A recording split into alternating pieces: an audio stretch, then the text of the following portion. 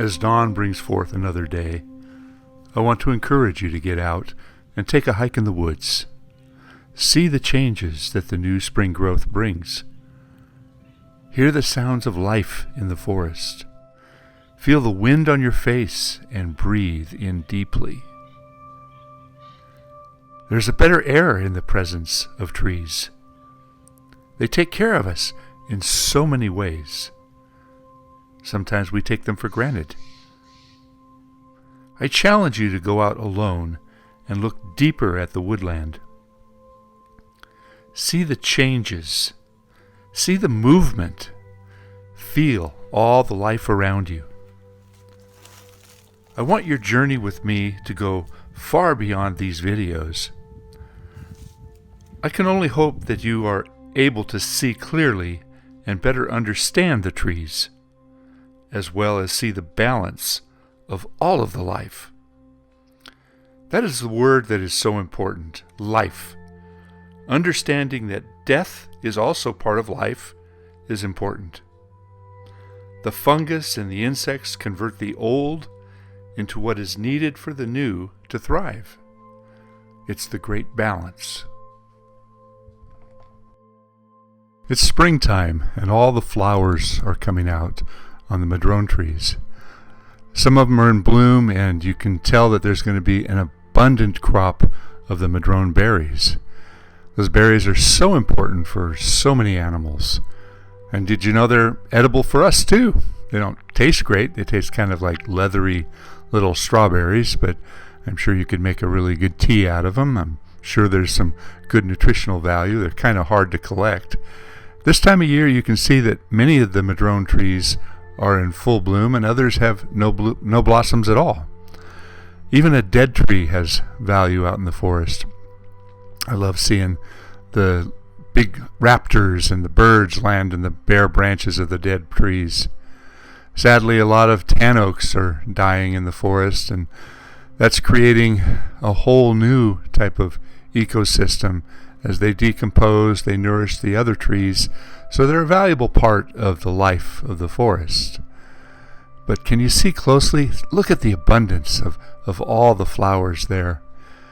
I took my drone out early in the morning yesterday, and the light was just amazing. It was causing the trees in the foreground to light up while the background was still very dark, and the drone just doesn't do justice to what it felt like to be out here. But I really enjoy seeing the changes, because at this point everything is so white and so vibrant. But there'll be a time of the year where all of those blossoms will turn into these brilliant little red berries, these little bits of fruit. And when the fruit comes in, all the animals that feed off that fruit just go nuts. I like taking the drone over the tops of the trees. Look at that black oak down there. It hasn't begun to leaf out yet. So some trees will evolve at different rates. That's my home down in the forest. You can see I'm living completely surrounded by trees. Some people say, "Are you crazy? What if one of those trees falls on your house?"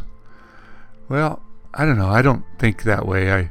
I do pay attention to the hazardous trees, and I do look at them, and I do have a kind of a better insight into what I believe is a hazard, and I take care of them.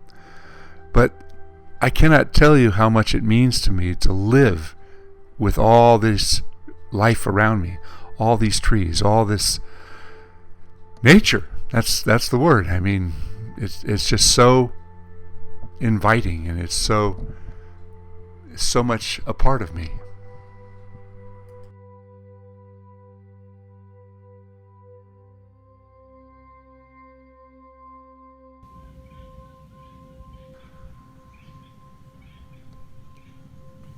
Now I'm going to contrast the beautiful forest land with all the native trees, and I'm going to take you down into the city where we do most of our work. We have such a huge biodiversity of trees out in the urban environment. Here's a pistache that we just finished pruning. But because we have trees from all over the world and so many unique different specimens and different cultivars and unusual plants, we often have disparities in the way that many of these trees grow. Here's a native tree that's down in the urban environment that's been here for about 60 years, and this is a beautiful tree. It's a virgin tree that's never been abused. We took out the dead wood, and that's about it. It's a beautiful valley oak. And to contrast that, I'm constantly seeing a lot of the old native trees, like this big Quercus agrifolia live oak, coast live oak. And somebody came along and did a chainsaw pruning on it.